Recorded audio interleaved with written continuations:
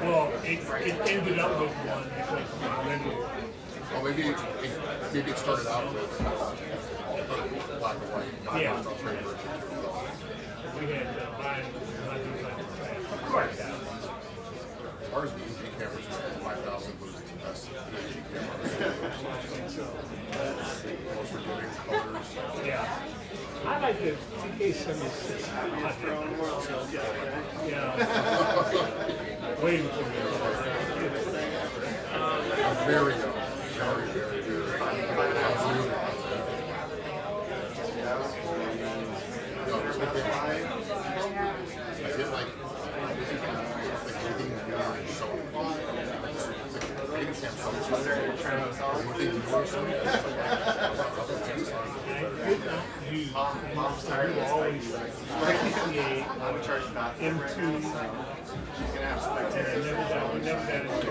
not DC it. What do you think of RCA? Huh? What do you think of RCA? I love it. Great program. I don't hear about that. It wasn't ergonomically. Yeah, flat bottom. When they came out late, but by that time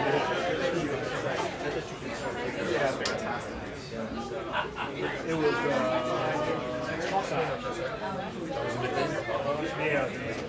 no, because we had so long.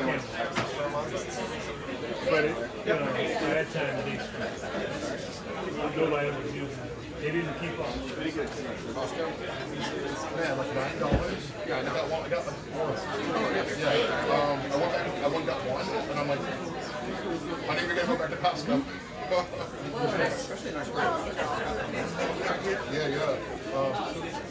Yeah, that's $9 times stuff.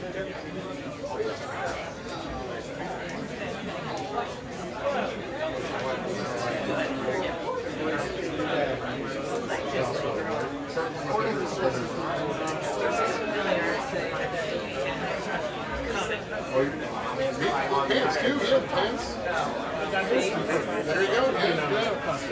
So there's three of us. We've got like their whole signature line, pants, shirts, pants, jackets. I got it. In the mornings, I swear Pants are only like $15. Yeah. I think if you know you're going to destroy them, yeah, they're going to get smart. So you destroy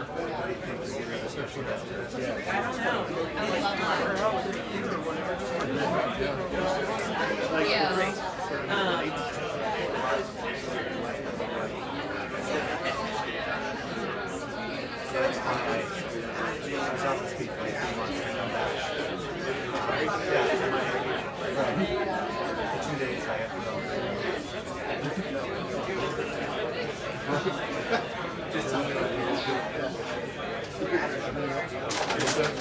how are you? Nice to see you. Kelly. Kelly.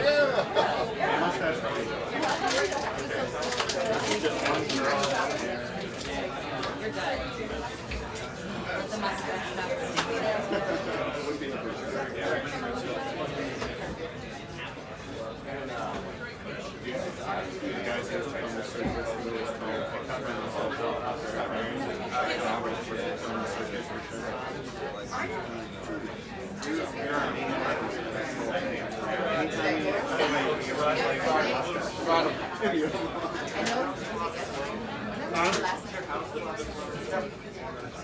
You know what? Yeah, 3 minutes left.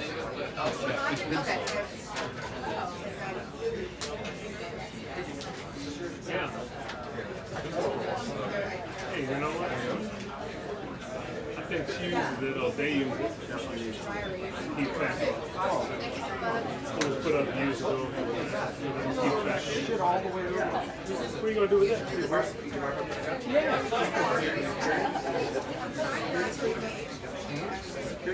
No, I'm just messing with it.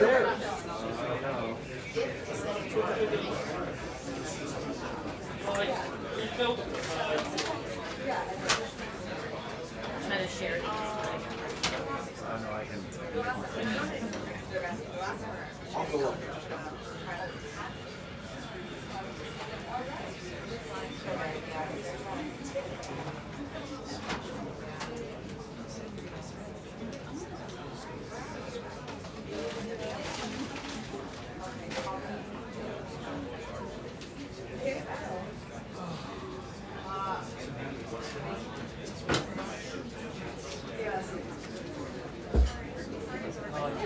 Yeah, it should be. Be a big one because last time the press secretary was saying that those federal layoffs could start in a day or two. That would be today. So if President Trump and Russ Holt, the Office of Management and Budget Chief, were able to figure out yesterday which they say Democrat programs and agencies they want to cut either temporarily or permanently, then we should find out today what exactly the decision was.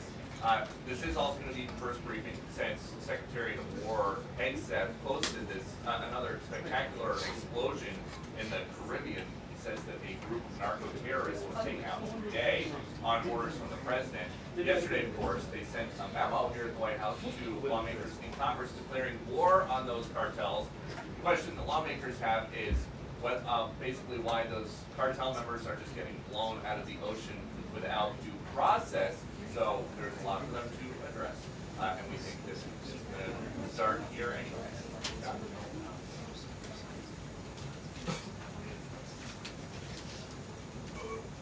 My wireless is in the chair, William.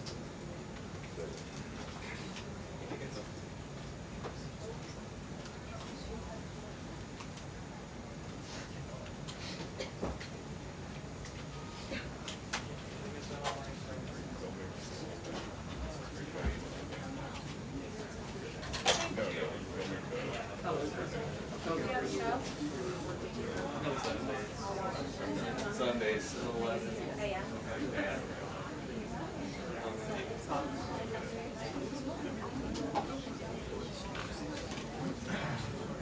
Yeah. But, yeah. No, it's last over.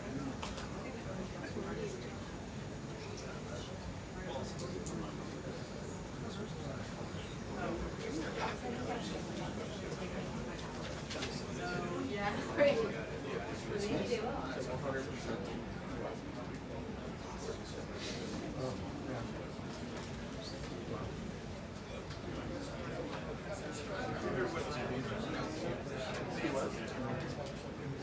Yeah.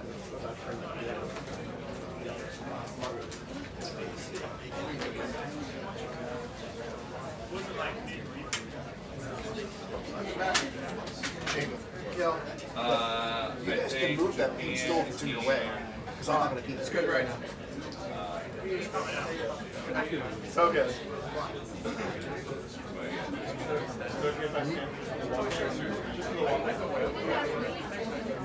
I won't talk to you when it's ready. Yeah. I haven't been able to do that yet.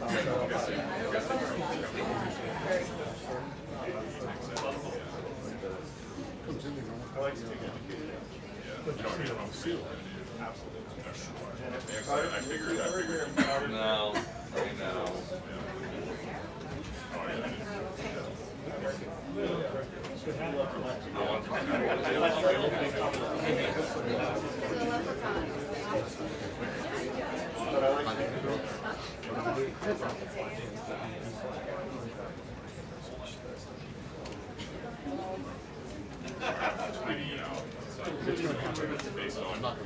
Based on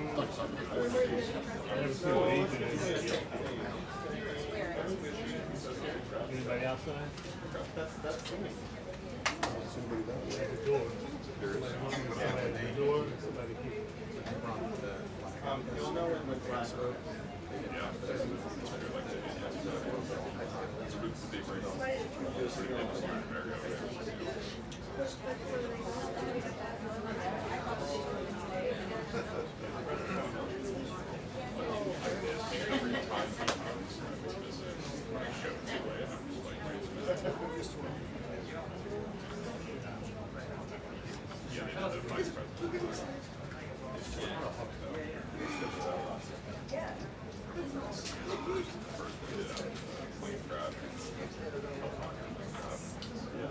For some reason.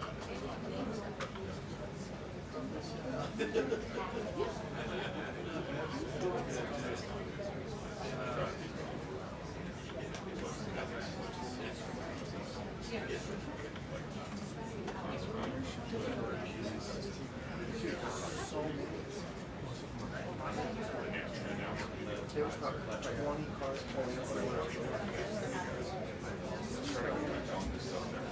We're training in the streets.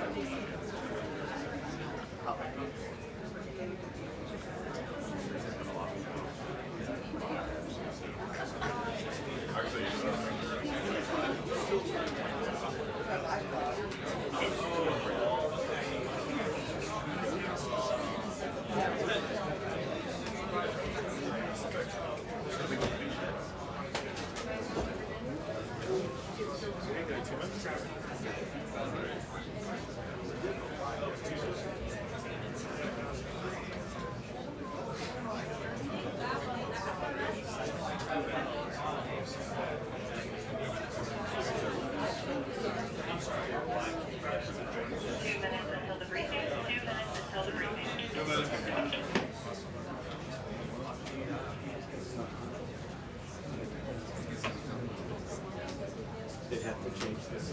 Yeah.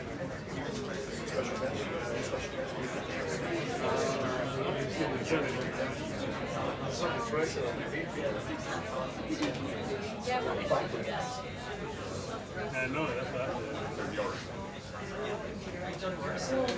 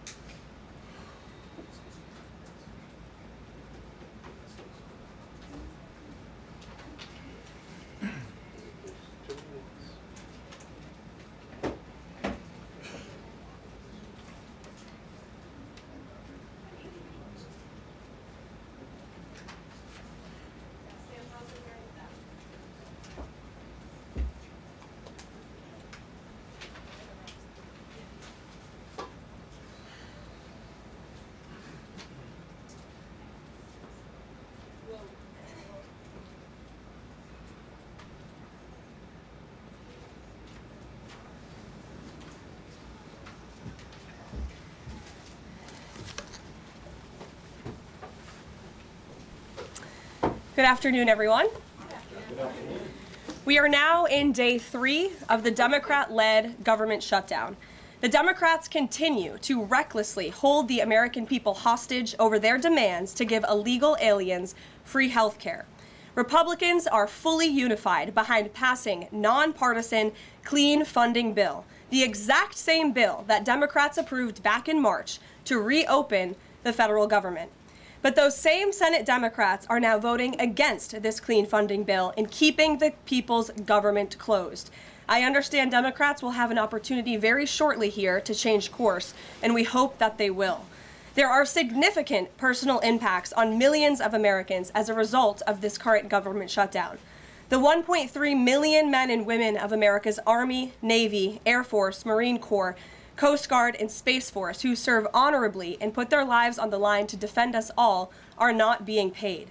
Military families are already seeking out food assistance because of financial anxiety caused by this Democrat shutdown.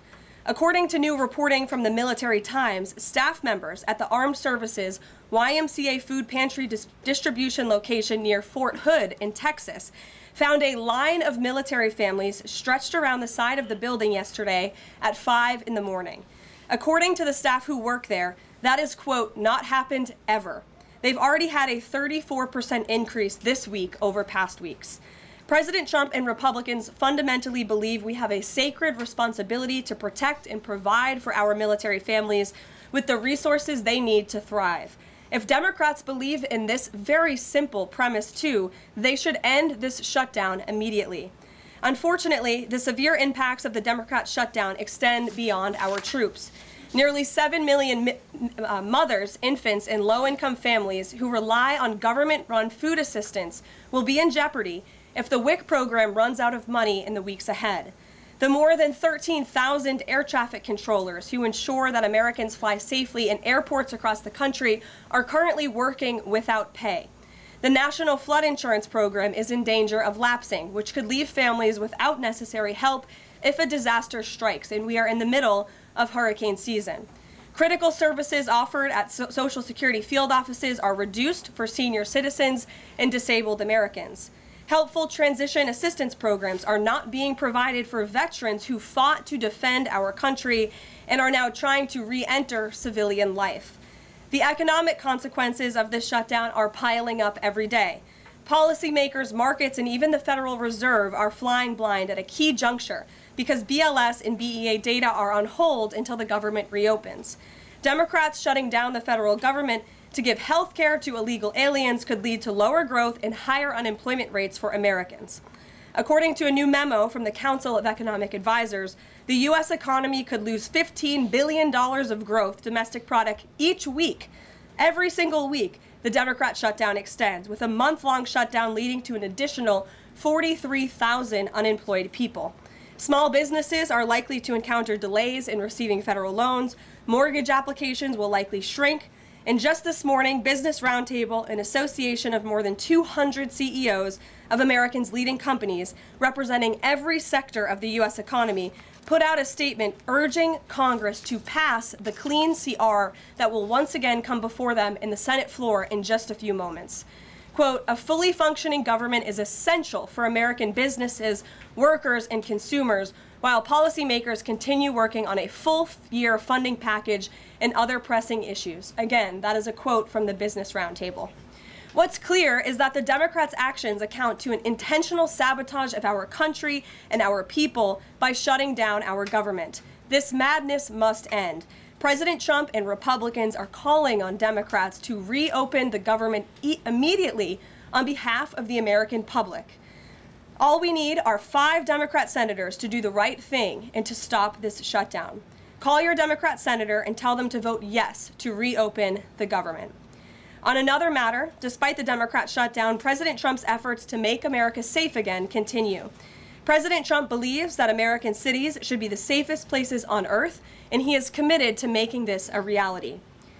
We've already seen that President Trump successfully made D.C. safe again in only a few weeks. That same crime crackdown will continue to happen in cities across the country and is happening in Portland, Oregon. President Trump will end the radical left's reign of terror in Portland once and for all. The president has directed Secretary Hegseth to provide all necessary troops to protect war-ravaged Portland and any ICE facilities under siege from attack by Antifa and other left-wing domestic terrorists. What's been allowed to happen in Portland, and we saw disturbing video footage of this last night, this is not peaceful protesting, this is left-wing anarchy that has been destroying this great American city for years, leaving police officers battered, citizens terrorized, and business properties damaged. Since early June alone, Antifa terrorists have laid siege to the ICE field office in South Portland. These radical left-wing lunatics have violently breached the ICE facility by using a stop sign as a battering ram, hurled explosives and other projectiles at law enforcement, repeatedly assault and dox officers, berate their law-abiding neighbors, and have even rolled out a guillotine in front of the ICE facility. And more people should be reporting on that. President Trump has sent federal law enforcement to protect federal assets and arrest those fueling this violence. Just last night, we saw an extremely troubling incident where conservative journalist Nick Sorter was captured on video being taken into custody by the Portland police after he was ambushed by Antifa and was defending himself from these assaults.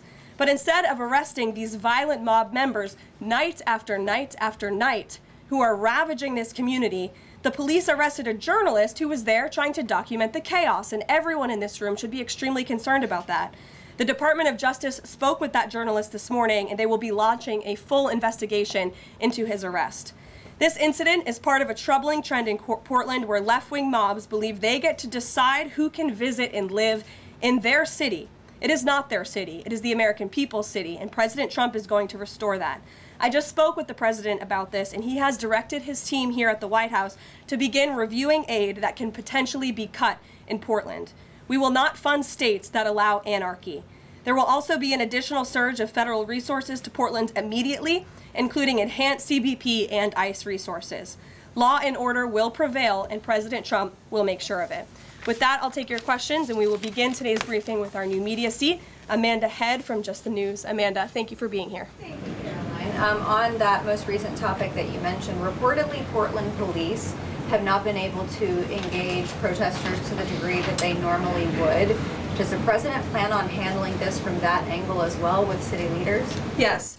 From our understanding in the law enforcement that we have here in the Homeland Security Task Force, I spoke with them this morning, and what they're seeing is that unfortunately, local police has been restricted from responding or cooperating at all with federal authorities, which is completely absurd. We have surged federal law enforcement personnel to this city to restore law and order and to work alongside local law enforcement. And we've seen the benefits of this in Washington, D.C. And all of you live here, so you can agree Washington, D.C. is and feels much safer because of the cooperation between federal and local law enforcement. They can and must be working together, and we think it's despicable that these local elected officials who swear an oath to protect their people are preventing law enforcement from doing their jobs on the ground. So that's why the president has directed his team here at the White House, and they are already on it to look into how we can cut funds.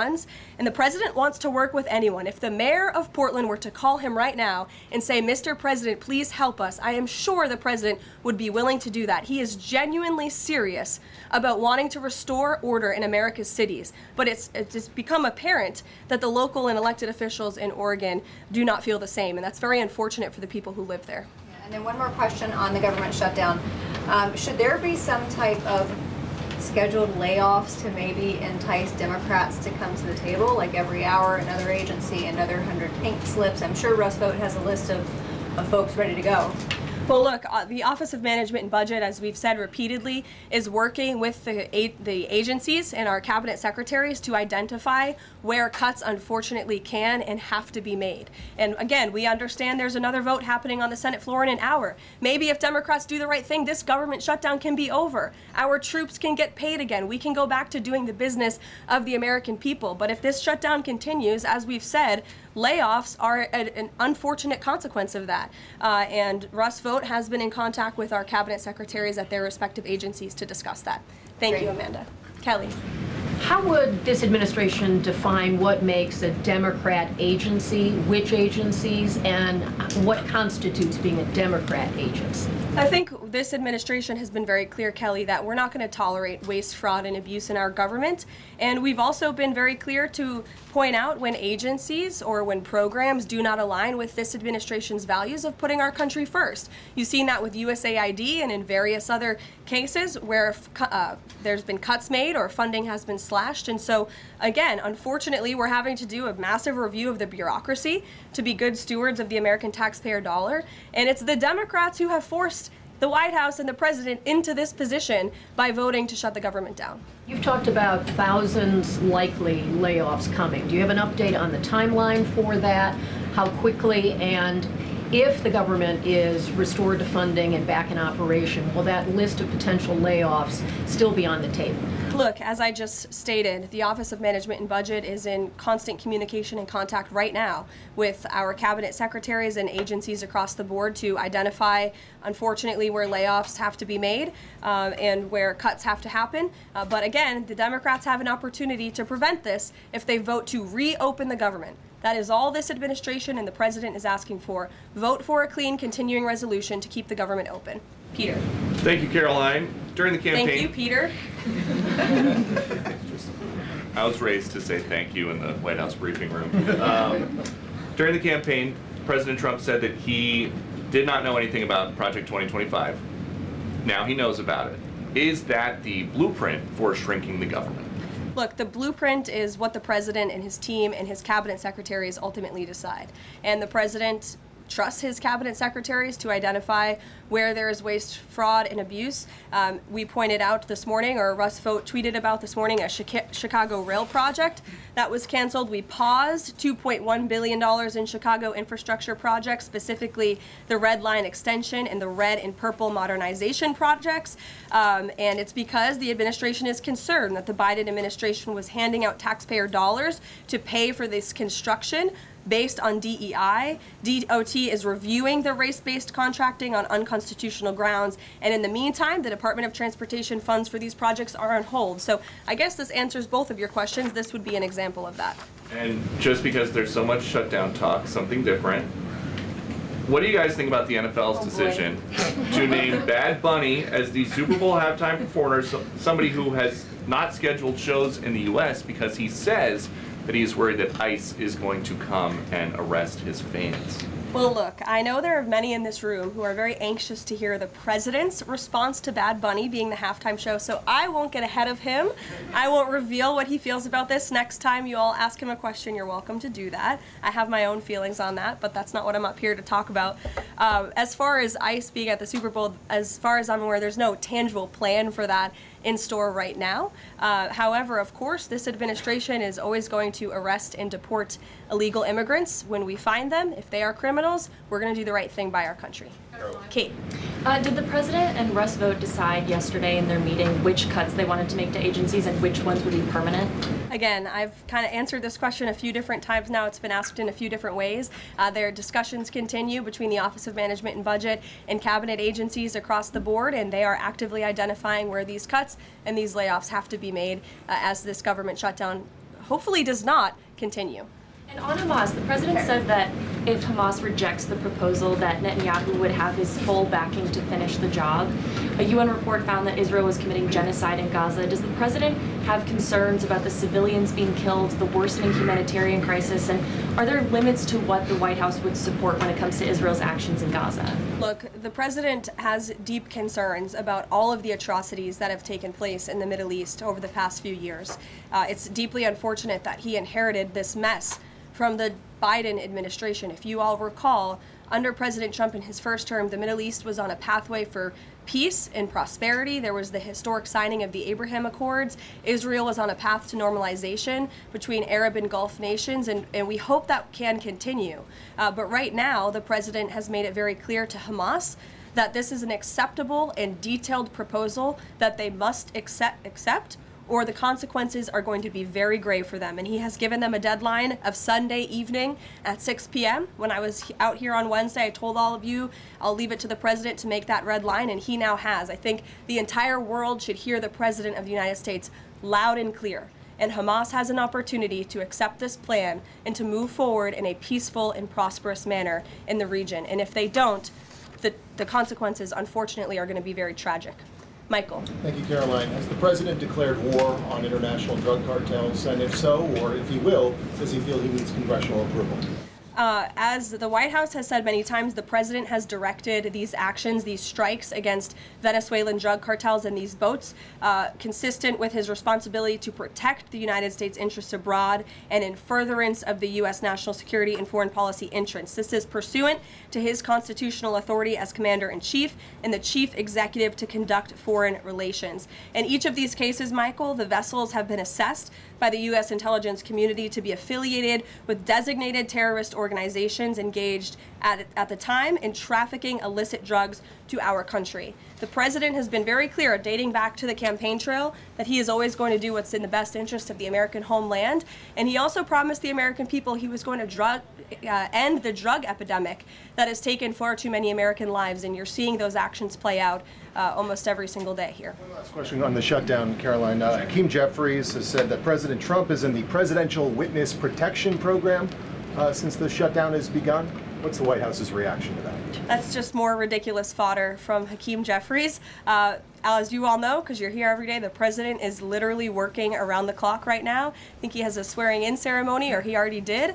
He has several meetings on the books today. He literally works 24/7. Anyone who works in this place or covers this place, as you all do, knows that to be true. And Hakeem Jeffries and the Senate Democrats should get back to work in a few minutes and vote to reopen the government. Emily. Thank you, Caroline. You spoke earlier about the energy and infrastructure projects that Director Vogt paused. Will the White House agree to restore that funding as part of the deal to end the shutdown? Well, I won't make any agreements here.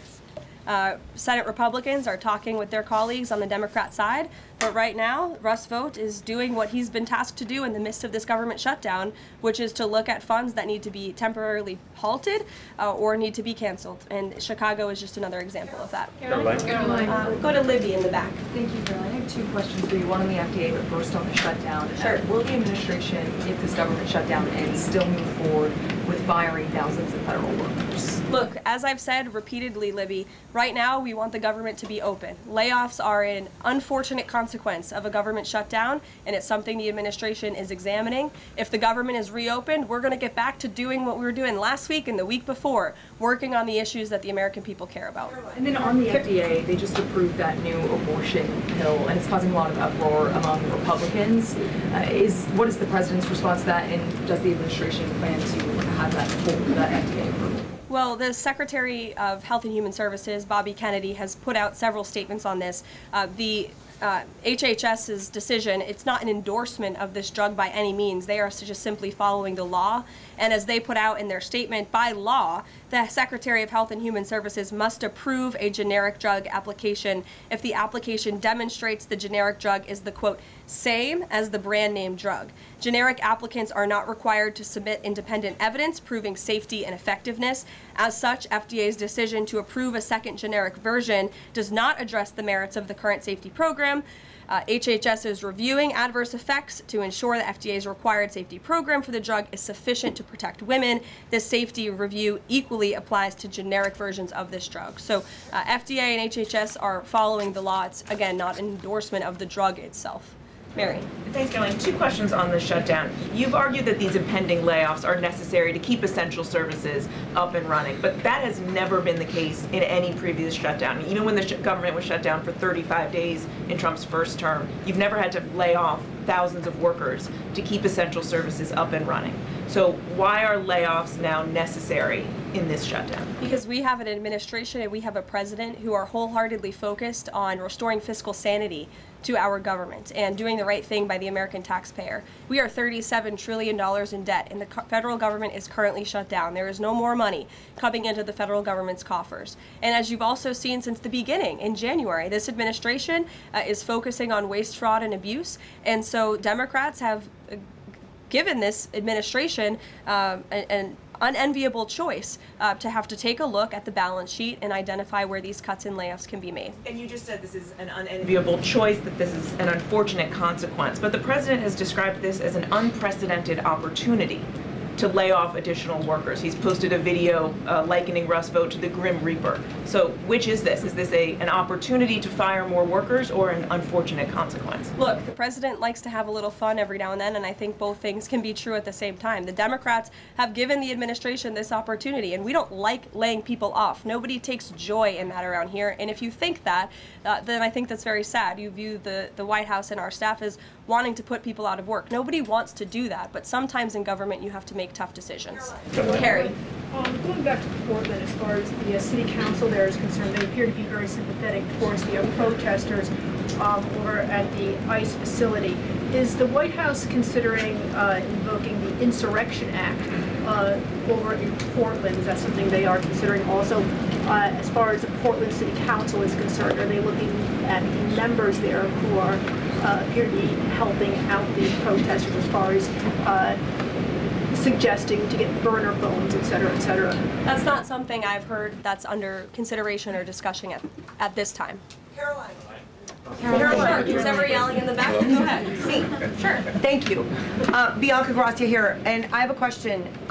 This week, the Democrats have chosen illegals over hard-working Hispanic Americans during Hispanic Heritage Month, causing the White House to cancel the celebration with the president. Is the president open to letting the Hispanics, who overwhelmingly voted for him, have their own siesta fiesta in the White House lawn opposed to the fancy, we don't need fancy schmancy, right? You can give us the backyard and we'll fill it all in and have in our own fiesta. Is the president open to that? I had no idea she was going to ask that question. I just want to preface that.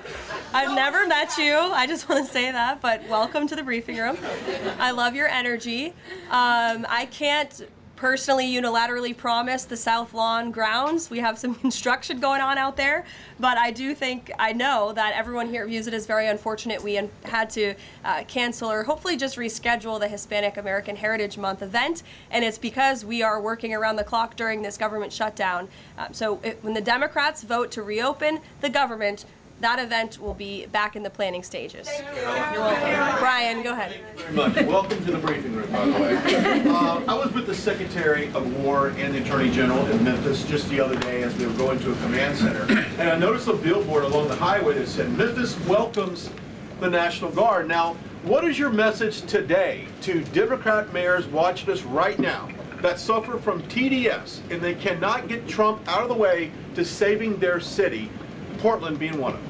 They should do the right thing by their citizens, Brian. They should call the president, they should call the White House and say, we want to work with you. And in Memphis, we are seeing some cooperation. As you saw from that billboard, the people of Memphis are loving this, and they are very grateful for the federal government's efforts. And federal law enforcement is there. We're working alongside local law enforcement. We'd like to see it ramped up a little bit because we want to make progress, and we want to arrest as many bad criminals as we can.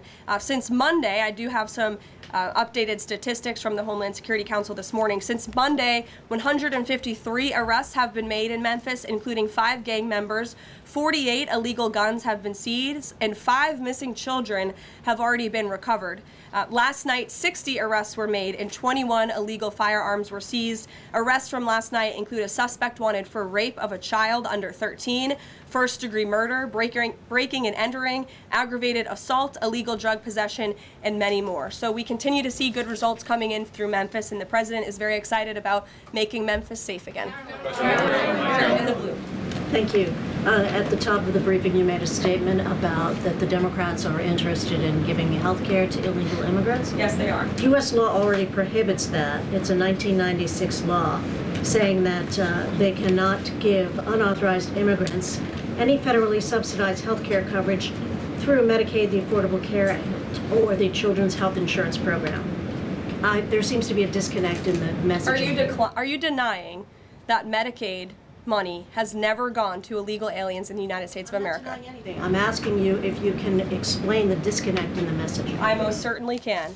The Democrats' proposal, their continuing resolution, let me just reiterate, the Republicans' continuing resolution was a clean continuing resolution. There was no partisan politics injected into it. There were no conservative wish lists injected to it. What the Republicans want, and still want to this very second, is a clean continuing resolution to fund the United States government. What did the Democrats want in their continuing resolution? They inserted a provision to undo a provision in the Working Families Tax Cut, the One Big Beautiful Bill, that ended taxpayer-funded health care illegal benefits for illegal aliens. Democrats' proposal would require Medicaid to pay more for emergency care provided to illegal aliens than Medicaid does for American patients who are disabled, elderly, or children. And this bill would have also allowed California to continue a gimmick that funds its Medicaid for illegals program. Those are things that we ended, the Trump administration ended, with the passage and the signage of the One Big Beautiful Bill. And it is an undisputed fact, a fact that under the Biden administration, illegal aliens were absolutely receiving taxpayer-funded health care benefits. In fact, in fiscal year 2024, Medicaid costs for emergency services for illegal immigrants skyrocketed by 142% from the previous year to $9.1 billion. That's 9.1 billion taxpayer dollars that were going to emergency services for illegals. Between President Trump's last full fiscal year under his first administration and Joe Biden's last full fiscal year, Medicaid spending on emergency services for illegal immigrants nearly tripled. There was an increase of 196% between 2020 and 2024. And I have a chart here for you, and I'm more than happy to email it to you. I'd also like to add, because some were asking dishonest questions yesterday about emergency rooms. In Southern California, according to healthcare professionals in 2023, under the Biden administration, Southern California's, quote, entire healthcare system was being bombarded with illegal immigrants and forcing American patients to endure longer wait times. In Denver, Colorado, the CEO of Denver Health stated that 8,000 illegal immigrants made 20,000 visits to the city's health system in 2023. Leaving an uncompensated bill totaling over $10 million. So when an illegal alien goes to the emergency room, who's paying for it? The American taxpayer. The Maine Safety Net Hospital in Denver had to turn away patients due to the massive influx of illegal immigrants into the community, and UC Health Hospitals in 2024 reported their system was under stress from an increasing number of migrants. As a result, according to the head of emergency departments and urgent cares across the hospital system, quote, access is impeded for everyone. These are healthcare professionals who dealt with this directly, and there's a lot more where that came from. It is an undisputed fact that Democrats want to give taxpayer-funded healthcare benefits to illegal immigrants, period. Ed. Yeah, thank you, Karoline. Is the president talking directly to Democratic senators to try and get their vote for a clean CR? The Senate Republicans are speaking directly with moderate Democrats. I understand those conversations have become very serious, and we hope positive in the right direction so that Democrats will do the right thing. I don't know if you saw overnight a refinery in California went up in flames. Is the president going to help the governor should gas prices spike, or could he help the governor? Look, I know the administration and the White House are aware of that situation that took place. I don't have any announcements for you, Ed, on that. Has the president seen the first draft of the commemorative coin that the Treasury is doing for the 250th anniversary? It has his face on it. Oh, I'm not sure if he's seen it, but I'm sure he'll love it. Kara. Thank you, Caroline. It's now being reported that former President Biden's DHS and TSA placed peaceful January 6 protesters and even Americans who refused to wear masks during COVID onto watch lists usually reserved for terrorists. Most of these people were not charged with crimes. Does the White House have a comment on the prior administration violating the free speech and due process of these Americans? And where is the outrage from the left that claims to stand for due process and free speech? And after that, I have another question about protecting journalists from Antifa. Sure. Well, Kara, to your first point, please send me that report. That's certainly very concerning. I haven't seen it myself, but if indeed that was happening, it's something I'm sure the Department of Justice and the FBI would deem worthy of looking into. And journalists, as you mentioned earlier, are being increasingly attacked by leftist protesters. I was actually assaulted outside of President Trump's United Nations speech, and I think the White House is aware that a Portland journalist was almost blinded by an Antifa protester. This has been a problem that's gone on for years, and police often say that their hands are tied. Does the White House have a plan or plan on issuing a statement maybe discouraging this violence against journalists out on the street like me and so many others in this room? Well, I hope that my statement earlier in the briefing served that purpose, but of course we condemn violence against anyone in this country, and journalists as well, who are exercising their First Amendment right. And there have been so many incredible independent journalists across the country who have gone undercover within Antifa and really have come to understand how this is a growing domestic terrorism threat inside of our country. And I would encourage maybe some of you in this room to get outside the Beltway and go do some of that undercover investigative reporting, because it is really incredible what they found. I met with one of them in my office yesterday, and they're doing very dangerous work in difficult circumstances, and Antifa is a very violent group, as you've experienced and that many others in the media have as well. Christian. Yeah, thanks, Caroline. Following up on Libby, sort of on the other side of the abortion debate, has the president abandoned his campaign pledge to mandate insurance coverage for IVF services? No. Was there any update on that? We flew by that May EO deadline for the White House to produce a plan. I literally just read a statement from the Health and Human Services on for Libby at least, as far as IVF goes. I'll check in with our policy team and we'll get you some updates. And then on Russia, how concerned is the White House that the Russian Navy seems to be escalating its provocation of NATO allies? I'm talking, of course, to the several close calls they've had with the Danish military during the EU leaders meeting in Copenhagen. It's something the administration takes very seriously, and we are constantly monitoring it. The National Security Council here at the White House is in constant correspondence with our NATO allies, and the president speaks to many of them as well. Yes. We've seen a spate of gun violence in this country, both mass shootings. We've seen this Michigan church that was attacked, children being shot in pews in Minnesota. We've also seen politically motivated assassinations of Minnesota lawmakers, Charlie Kirk. Has any of this made the president or the White House rethink gun safety prevention in this country? Either red flag laws, I know that that was a conversation in the first Trump administration, or is there anything on the table right now on gun violence? Of course, this is an extremely pressing issue for the administration in our entire country. It's deeply alarming to everyone here, the violence that we've seen taking place all over the country, the assassinations that have unfortunately, tragically taken place throughout the last several months. There are many discussions about how to prevent such violence and how we can ensure that law enforcement has the resources they can on the ground to not only respond, but again, to prevent such tragedies from taking place. If there are red flags with an individual in a community, that they are treated as an emergency, a public safety emergency, not just, turn a blind eye to. There's many other things we can do, but the administration and the president has always also made it clear he's always going to protect the constitutional right, the Second Amendment constitutional right of Americans to own guns. Would he advocate for Congress to pass a federal red flag law? Right now they just incentivize states financially to have red flag laws, but I know Lindsey Graham has worked on this as a Republican. There are some Republicans that do support this kind of gun safety legislation. I don't want to get ahead of the president on any congressional action or any suggestion to Congress on that matter. Andrew. Thank you, Caroline. Two things. First, to follow up on something you said earlier about hospitals treating undocumented or illegal aliens. Is it the administration's position that hospitals should not have to treat people who come into the emergency department who are not here legally? No, that's not our position. Our position is that it's completely unacceptable that the Biden administration paroled and encouraged an invasion of tens of millions of illegal aliens into our country and then promised them free health care.